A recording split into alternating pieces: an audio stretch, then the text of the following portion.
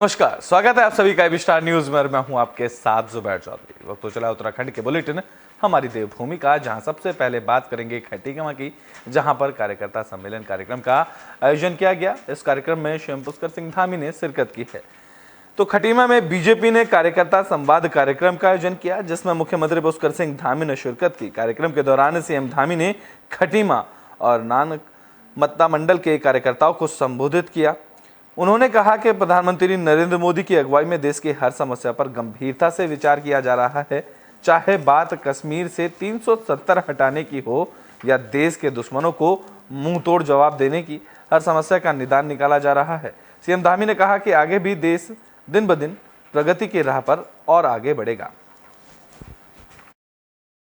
हम सभी जानते हैं क्योंकि संवाद अगर करेंगे तो संवाद काफी देर तक हो सकता है, मैं जानता हूँ, लेकिन आप सबको अब इस समय संवाद से ज्यादा क्या है कि काम करने पर हम सबको ध्यान देना है। संवाद हम लोगों का लगातार हो चुका है। मैं समझता हूँ कि सबकी तैयारियां भी पूरी हो गई है, क्योंकि आज 20 तारीख है और आज से ठीक 30 दिन बाद, 30 या 29 दिन बाद हमारे इस लोकसभा क्षेत्र नैनीताल उधमसिंह नगर का चुनाव संपन्न हो जाना है और 2-3-4 दिन आपके अभी होली के भी कार्यक्रम हैं। उसके बाद 27 तारीख को इस लोकसभा क्षेत्र का नामांकन होना है और 27 से 17 तारीख तक केवल 20 दिन का जो समय है, उस 20 दिन के समय में हम सबको जो भी हमने अभी तक काम किए हैं, लाभार्थियों के सम्मेलन हुए हैं, अनेक लाभार्थियों को कुछ न कुछ किसी न किसी योजना का लाभ मिला है और पूरे भारतवर्ष में अभी हमको अनेक स्थानों पर मुझे और जगह भी जाने का अवसर मिला, बहुत सारे कार्यक्रमों में गया। तो एक बात मैं बहुत दावे के साथ कह सकता हूँ कि पूरे देश के अंदर इन 10 सालों में माननीय प्रधानमंत्री नरेंद्र मोदी जी का जो 10 साल का कार्यकाल है, इन 10 सालों के कार्यकाल में हिंदुस्तान का कोई भी व्यक्ति ऐसा नहीं है जो इस सरकार के कालखंड में किसी न किसी योजना का लाभार्थी हो। उत्तराखंड में इनकम टैक्स और ईडी को लेकर सियासत शुरू हो गई है। इस कड़ी में कांग्रेस और बीजेपी में बयानबाजी का दौर भी शुरू हो गया है। तो लोकसभा चुनाव से पहले उत्तराखंड में भी इनकम टैक्स और ईडी को लेकर सियासत शुरू हो गई है। दरअसल गढ़वाल सीट से कांग्रेस उम्मीदवार को इनकम टैक्स और ईडी ने सम्मन भेजा है, जिसे लेकर कांग्रेस ने केंद्र सरकार पर कई गंभीर आरोप लगाए हैं। कांग्रेस पार्टी के आरोपों का जवाब बीजेपी प्रदेश अध्यक्ष महेंद्र भट्ट ने दिया। उन्होंने सभी आरोपों को बेबुनियाद बताते हुए कहा कि गणेश गोडियाल को अपनी संपत्ति का ब्यौरा नामांकन से पहले ही देना है और इनकम टैक्स ने अगर उनको कोई नोटिस भेजा है तो बिना जांच परख के नहीं दिया होगा। वे अगर साफ सुथरे हैं तो उनके नोटिस का जवाब दें और बेवजह के आरोप लगाना बंद करें। इसका राजनीति से कोई लेना देना नहीं है। गणेश गोडियाल अगर परेशान है तो इसे चोर की दाढ़ी में तिनका ही कहा जाएगा। भैया देखो, उनको अपनी सारी इनकम का ब्यौरा तो अब नामांकन में देना ही है, क्यों घबरा रहे हैं। इनकम टैक्स भी गलत व्यक्ति पर कभी ना हाथ डालती ना हाथ डालेगी। उनको अपना पक्ष इनकम टैक्स का आगे रखना चाहिए। इसे राजनीतिक इशू बनाने की अवस्था नहीं है। इनकम टैक्स के जो मानक हैं वो सब लोग अपने हिसाब से फॉलो करते हैं। अब चोर की दाढ़ी में तिनका, उसको उत्तर में क्या दे सकते।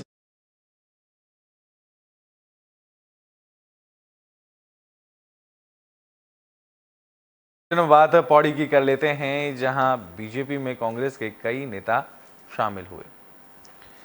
तो गढ़वाल सीट से बीजेपी प्रत्याशी अनिल बलूनी की अगुवाई में कांग्रेस के कई नेता बीजेपी में शामिल हुए। दरअसल पौड़ी के नए बस अड्डे पर अनिल बलूनी का संबोधन सुनने बड़ी संख्या में लोग पहुंचे थे। इस दौरान कांग्रेस से त्यागपत्र देने वाले पूर्व जिला पंचायत अध्यक्ष केसर सिंह नेगी, पौड़ी ब्लॉक प्रमुख दीपक, कोट के पूर्व ब्लॉक प्रमुख नवल किशोर और जय हरिखाल ब्लॉक प्रमुख दीपक भंडारी समेत दर्जनों नेता और कार्यकर्ता बीजेपी में शामिल हुए। बीजेपी प्रत्याशी अनिल बलूनी ने लोगों से अपील की कि वो उत्तराखंड और गढ़वाल के विकास के लिए जिम्मेदार उन सबको छोड़ दें। अनिल बलूनी ने कहा कि वह चुनावी नतीजे आने के अगले दिन से ही उत्तराखंड और गढ़वाल संसदीय क्षेत्र के साथ देश के लिए विकास के लिए मोदी जी के साथ मिलकर काम में लग जाएंगे। उन्होंने कहा कि जो विकास 70 सालों में कांग्रेस पार्टी नहीं करा पाई, उस विकास को आने वाले 5 सालों में भारतीय जनता पार्टी ने धरातल पर उतार दिखाया है। देखिए, बहुत बढ़िया रुझान है। जनता ने पूरा चुनाव को टेक ओवर कर लिया है। अब चुनाव कार्यकर्ताओं और नेताओं के हाथ से निकल के जनता के हाथ में चला गया है। जनता निकल पड़ी है घर से मोदी जी की सरकार बनवाने के लिए, मोदी जी की सरकार को 400 पार कराने के लिए सब लोग अब पूरी ताकत लग गए। और हमने तय किया है कि इस पूरे गढ़वाल में कोई नकारात्मकता की राजनीति, कोई नेगेटिव राजनीति नहीं करेंगे, केवल विकास की राजनीति करेंगे। कि हमारे जो पुराने नेता थे भारतीय जनता पार्टी के, अपने पुराने नेता थे और किन्हीं कारणों की वजह से वो दिग्भ्रमित हो गए थे। आज वो वापस अपने परिवार में आए हैं, तो हम सब लोग पुनः उनका अपने परिवार में स्वागत कर रहे हैं। और उनके साथ बहुत सारे नए लोग भी भारतीय जनता पार्टी की रीति नीति को देखकर, भारतीय जनता पार्टी की मोदी जी की जो योजनाएं हैं उनको देखकर, विकास की जो गति है उसको देखकर आज भारतीय जनता पार्टी में शामिल हुए हैं। हम सभी नए लोगों का जो भारतीय जनता पार्टी में पहली बार आज शामिल हुए हैं, उन सब का स्वागत करते हैं, हार्दिक अभिनंदन करते हैं। गंगोत्री के विधायक विजय पाल बीजेपी में शामिल होने के बाद पहली बार उत्तरकाशी पहुंचे, जहां कार्यकर्ताओं ने उनका जोरदार स्वागत किया। तो गंगोत्री के पूर्व विधायक विजय पाल साजवान बीजेपी में शामिल होने के बाद पहली बार उत्तरकाशी पहुंचे थे, जहां बीजेपी कार्यकर्ता और नेताओं ने उनका जोरदार स्वागत किया। इस मौके पर आयोजित कार्यक्रम में कांग्रेस के सैकड़ों कार्यकर्ता बीजेपी में शामिल हुए। इस मौके पर विजय पाल सांगवान ने कहा कि पीएम मोदी के उत्तराखंड के प्रति विशेष लगाव और दुनिया के सर्वश्रेष्ठ नेता के रूप में बनी छवि और उप मुख्यमंत्री पुष्कर सिंह धामी के युवा नेतृत्व में उत्तराखंड के विकास में जो काम हो रहे हैं, आम लोगों को सहूलियत मिल रही है। उन्होंने कहा कि नीतियों से प्रभावित होकर ही वो बीजेपी में शामिल हुए हैं। उन्होंने आगे कहा कि वो बिना किसी लालच के प्रथम पंक्ति के कार्यकर्ता के रूप में बीजेपी में शामिल हुए हैं। पार्टी उन्हें जो भी जिम्मेदारी देगी वो पूरी ईमानदारी के साथ उसका निर्वहन करेंगे।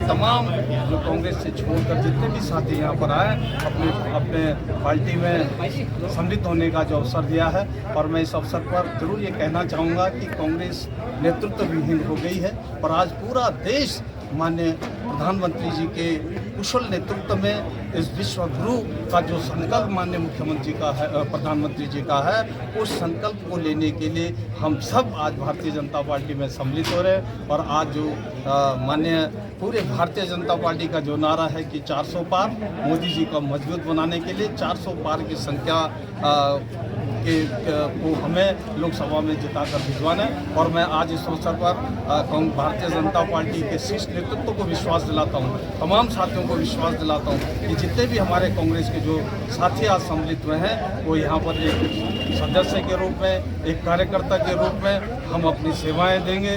और हम भारतीय जनता पार्टी के जो 5 लोकसभा के प्रत्याशी और खासकर टिहरी लोकसभा के जो प्रत्याशी हैं, उनको भारी मतों को विजय बनाने के लिए हम रात दिन एक करेंगे, उनको भारी बहुमतों से यहाँ से विजय बनाएंगे। तमाम बात देहरादून की कर लेते हैं, जहां लोकसभा चुनाव को लेकर प्रशासन ने कमर कस ली है। इस कड़ी में लगातार मतदाताओं को जागरूक किया जा रहा है। तो लोकसभा चुनाव को लेकर चुनाव आयोग ने कमर कस ली है। लोगों को जागरूक करने के लिए कार्यक्रमों का आयोजन लगातार किया जा रहा है, जहां लोगों को उसमें मताधिकार की अहमियत समझाई जा रही है। दरअसल चुनाव आयोग ने लोकसभा चुनाव में मत प्रतिशत 75% से ज़्यादा लक्ष्य रखा है। लिहाजा लोगों को जागरूक करने के लिए जगह जगह कार्यक्रमों का आयोजन किया जा रहा है। बता दें कि उत्तराखंड में करीब 83 लाख मतदाता हैं, जिनमें इस साल 1,45,000 नए मतदाता जुड़े हैं।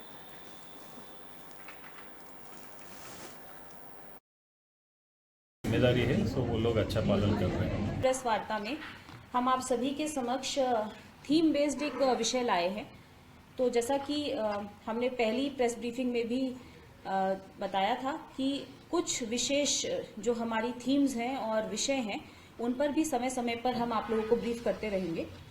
तो उसी के क्रम में आज हम आप लोगों को विशेष रूप से अवगत कराने आए हैं कि कितनी हमने गतिविधियां अभी तक आयोजित की हैं मतदाता जागरूकता के संबंध में, और जो हमारे 83,21,207 मतदाता हैं राज्य में, जिसमें से कि लगभग 43 लाख पुरुष मतदाता हैं और 40 लाख महिला मतदाता हैं।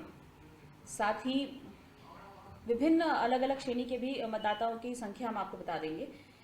इन सभी को विशेष गतिविधियों के माध्यम से प्रत्येक वोटर तक हमारी टीम्स पहुंच सकें और उनको मतदान के लिए प्रोत्साहित कर सकें, प्रेरित कर सकें, यही प्रयास है। और इस प्रयास की शुरुआत कर दी गई थी 25 जनवरी से, जो कि नेशनल वोटर्स डे था, और तभी से हमारी लगातार ग्राउंड लेवल पर अलग अलग गतिविधियां आयोजित की जा रही हैं। इसी क्रम में 13 फरवरी से प्रतिदिन का एक कैलेंडर भी तैयार किया गया है, जिसमें प्रतिदिन सभी जनपदों में समान गतिविधियां टेकअप करके मतदाताओं तक पहुंचा जा रहा है। और इन गतिविधियों में कितने लोगों ने प्रतिभाग किया, इसका भी ब्यौरा हम आपको बता देंगे।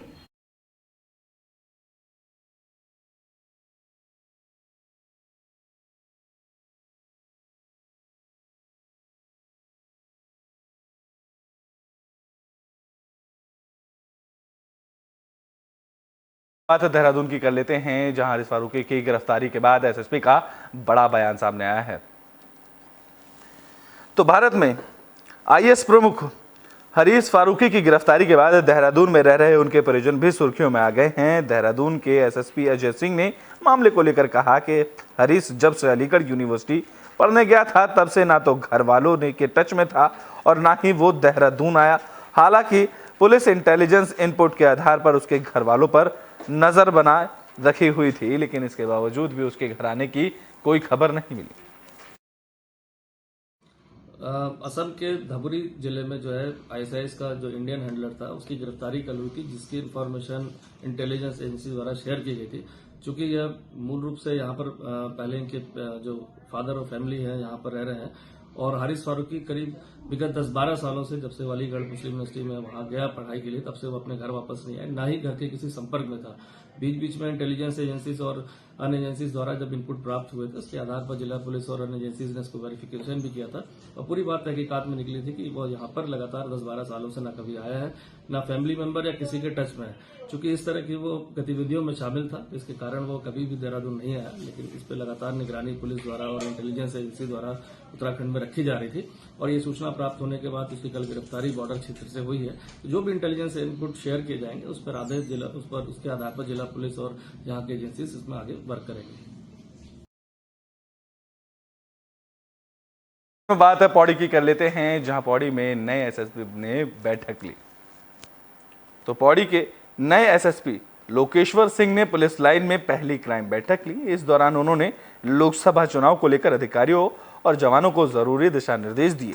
एसएसपी ने कहा कि इस वक्त पुलिस का फोकस लोकसभा चुनाव पर है और पुलिस की पहली प्राथमिकता चुनाव को शांतिपूर्वक और निष्पक्ष करवाने की रहेगी। पहली प्राथमिकताओं के बारे में बताते हुए लोकेश्वर सिंह ने कहा कि जिले में बढ़ते अपराध और नशे पर अंकुश लगाने पर उनका फोकस रहेगा। देखिए, चूँकि इलेक्शन के आसपास मैंने ज्वाइन किया है, तो सबसे पहले जो प्राथमिकता है वो लोकसभा इलेक्शन को बिना किसी कॉन्स्पिरेसी के, बिना किसी लॉ एंड ऑर्डर के स्मूथली इलेक्शन करवाना एक प्रायोरिटी है। उसके उपरांत ज़िले में जो लॉ एंड ऑर्डर सिचुएशंस हैं और जो अपराध की गतिविधियां बढ़ रही हैं उनको भी हम लोग कंटेन करेंगे। साथ ही साथ चूँकि पहाड़ों में नशे की प्रवृत्ति बढ़ रही है, तो नशे को कैसे हम लोग रेस्ट्रिक्ट कर सकते हैं, कैसे युवाओं को प्रेरित करते हुए उनको नशे से हम लोग उजागर कर सकते हैं, उसके ऊपर भी हमारा फोकस रहेगा। और तीसरा हमारा, चूँकि साइबर और फाइनेंशियल फ्रॉड ये फ्यूचर क्राइम है, और हम लोग ये ऑब्ज़र्व भी कर रहे हैं कि पिछले कुछ समय से इसकी बहुत शिकायतें हमारे पास प्राप्त हो रही हैं। इसलिए जो हमारी साइबर सेल की टीम्स होंगी, हमारी फाइनेंशियल फ्रॉड की जो टीम्स होंगी, उनको स्ट्रेंथन किया जाएगा और उनको और हम लोग स्ट्रॉन्ग बनाएंगे, और इसके ऊपर भी हम कुछ लगाएंगे।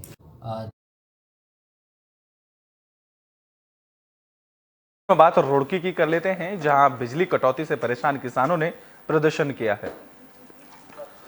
तो रुड़की के मंगलौर में बिजली कटौती से परेशान सैकड़ों किसानों ने प्रदर्शन किया। इस दौरान किसानों ने मंगलौर बिजली घर का घेराव कर दिया और अनिश्चितकालीन हड़ताल पर बैठ गए।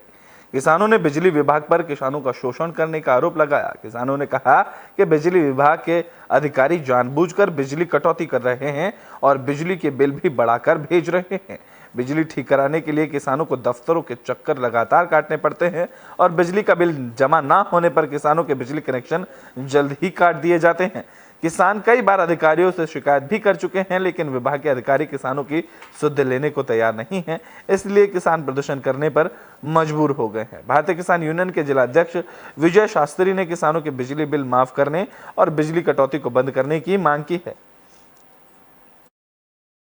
हमने 15 तारीख में एक नोटिस जारी कर दिया था यहाँ के एससी महोदय को, दोनों एक्शन को, ग्रामीण वाले को भी, टाउन वाले को भी, क्योंकि क्षेत्र में लगातार एक तो घोषित बिजली कटौती करी जा रही और अवैध तरीके से छापेमारी करी जा रही और किसानों पर, मजदूरों पर, गरीब जनता पर बिल इतने बढ़ा चढ़ा कर भेजे जा रहे। अगर किसी का बिल एक महीने का 1000 का आया तो अगले महीने में वो 5000 का होगा और ठीक कराने के लिए किसानों को, मजदूरों को चक्कर काटने पड़ रहे। हमारे पास रिकॉर्डिंग है जो वो ठीक करने के लिए उनके जो कर्मचारी वे पैसे मांगते हैं। तो हमने कई बार अधिकारियों को कहा, लेकिन बिजली विभाग इतना लापरवाह हो रहा है कि किसी की बात सुनने को तैयार नहीं है।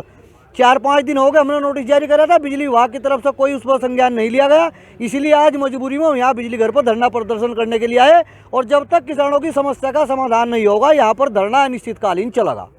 जब पानी देने का टाइम हो जाता है तब ये कह देते हैं एक्शन को फ़ोन करो जी, ऊपर से कट रही, ऊपर से कट रही, पता नहीं भगवान ही काट रहा किसानों के लिए बिजली, बताते नहीं है कुछ भी।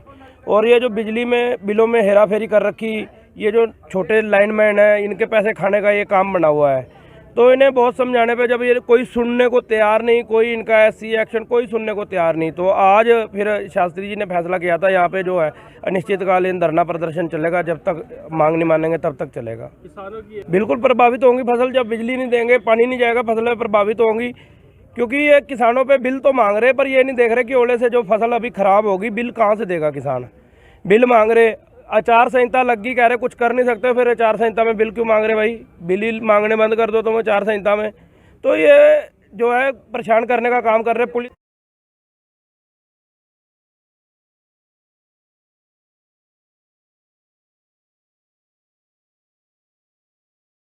बात चंपावत की कर लेते हैं, जहां पीडब्ल्यूडी विभाग की घोर लापरवाही सामने आई है।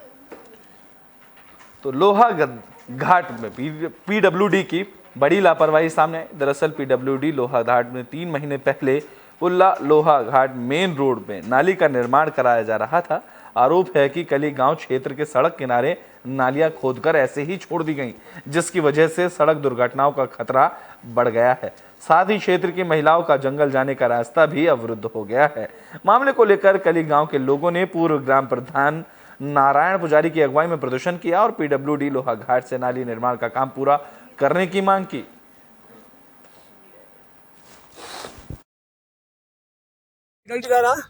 नाली को चौड़ी करने के लिए खुदाई किया था, अभी तक इसमें नहीं पुनर्निर्माण किया गया है और इसकी मिट्टी है हमारे पंचायत में जंगल में डाल दी गई है और हमारे बच्चों का प्रांगण था एक फील्ड खकड़ा में, वहाँ मिट्टी डाल दी गई है।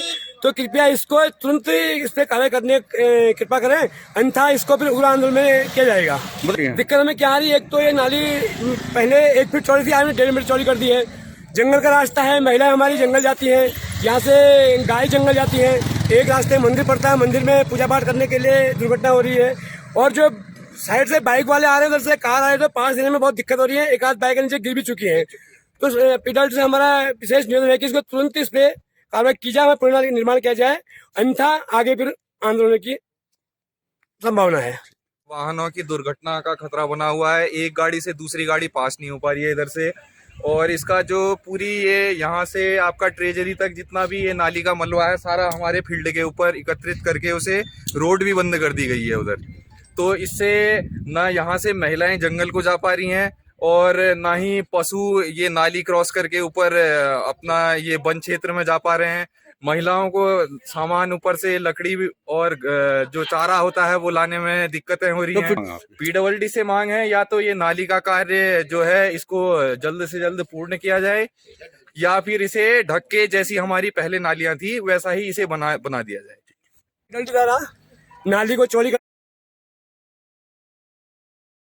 में बात उत्तरकाशी की कर लेते हैं, जहां डोडीताल पहुंचा 7 सदस्यों का ट्रैकिंग दल ने कामयाबी हासिल की है। बता दें कि बर्फबारी के बाद समुद्र तल से करीब 12,000 फीट की ऊंचाई पर स्थित डोडीताल में साल का पहला 7 सदस्यीय ट्रैकिंग दल पहुंच चुका है। इससे पहले भारी बर्फबारी के कारण ट्रैकर्स मांझी तक ही पहुंच पा रहे थे। डोडीताल पहुंचे पहले दल ने बताया कि वहां पर 1.5 किलोमीटर में फैला ताल 90% तक जम गया है।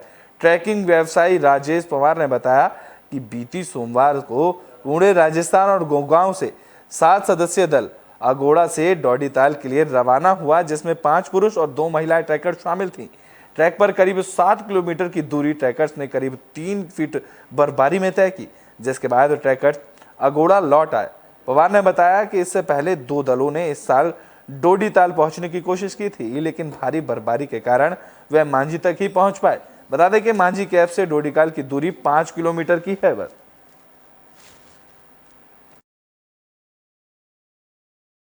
उत्तराखंड के बुलेटिन हमारी देवभूमि में अभी के लिए बस इतना ही। देश और दुनिया की तमाम खबरों के लिए देखते रहें एबी स्टार न्यूज।